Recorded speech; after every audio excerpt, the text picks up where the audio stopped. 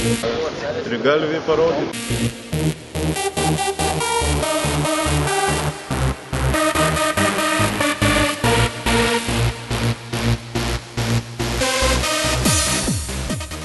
Tai po ilgos pertraukos startavęs varžybose Simonas Brazaitis kovojo su Škodan atstovu Juozaičiu, kuris yra praeitų metų Europos jaunučių prizininkas. Noriu pažymėti, kad Simonas varžybose dalyvavo po ilgos pertraukos, kadangi turėjo problemų su sveikata, bet iš tikrųjų buvo pasiruošta varžybom gerai.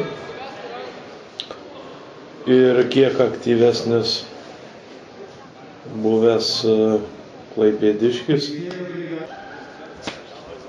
laimėjo kovą prieš Simoną, bet noris pabrėžti, kad Simonas iš tikrųjų buvo pasiruošęs šitom varžybom iš tikrųjų gerai ir manau, kad ateityje, jeigu bus ruoštasi vėlgi taip rimtai, kaip buvo ruoštasi Lietuvos jaunių čempionatui, tai tikrai Simono pasiekimai bus geresni negu kad iki šiol.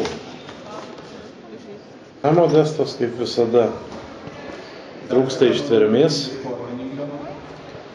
nors treniravosi, ruošėsi, bet kaip ir kiekvienose varžybose Modestui paprasčiausiai pritrūksta ištvermės. Technikos lygis gan aukštas, kių gan aukštas, bet vėlgi grįžtant prie to, kad reikia dirbti ir tos pergalės turi ateiti su laiku, bet reikia dirbti. Modesto varžovas gan stiprus, pajėgus klaipėdietis. Kantautė iš tikrųjų ruošiasi labai rimtai šitom varžybom, nes būdavo, kad ir 5 kartus ateina per savaitę į treniruotės kiekvieną dieną, tai rezultatas akivaizdus Kantautės. Pirmoji kovoj įveikta Vilnietė, antroji kovoj po apylygės kovos pralaimėta Vilnietė, bet iš tikrųjų norėčiau pagirti Kantautę, nes tikrai dirbo, lankė treniruotės, ir akivaizdus rezultatas, tai čia vieta Lietuvos jaunių čempionato. Miglė Kumpikaitė. Miglės pasiruošimas toks buvo gan banguotas. Nespėdavo į treniruotės, mokytis, daug reikia ir pertrauka tarp treniruočių, jų nebuvo tikrai jai daug, bet kova su Škodan atstovė, manau, tikrai buvo vykus. Tik tai pritrūko galiai ištvermės, o kova vyko tikrai apylygiai.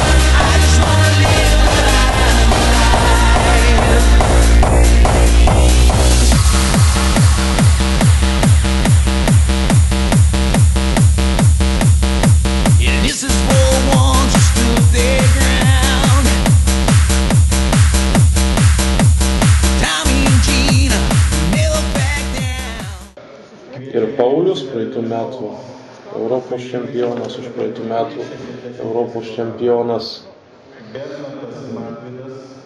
jaunučių amžiaus grupėje, šiais metais pereita į jaunius, kitokios taisyklės, laimėtos 2 kovos. Iš tikrųjų labai džiaugiuosi, nes pirmoj kovoj įveiktas labai pajėgus Saulius Ženko Vilniaus atstovas, labai sunki kova su visais pratęsimais. Antra kova lengvesnė prieš ignalinietį, bet po to jau po antros kovos jautėsi Pauliaus traumos ir trečia kova sukovota prieš Kėdainių atstovą, kuris iki Pauliaus neturėjo nei vieno varžovo. Iš tikrųjų noris visus jaunius pagirti, nes jie perėjo į visai kitą amžiaus grupę, kur jau nėra liemenių, kurioje atsirado smūgiai per kojas, keliems smūgiai korpusą, pirmi metai jaunio amžiaus grupė ir manau, kad kitais metais tikrai rezultatai bus dar geresni. Tomorrow's getting harder, make no mistake.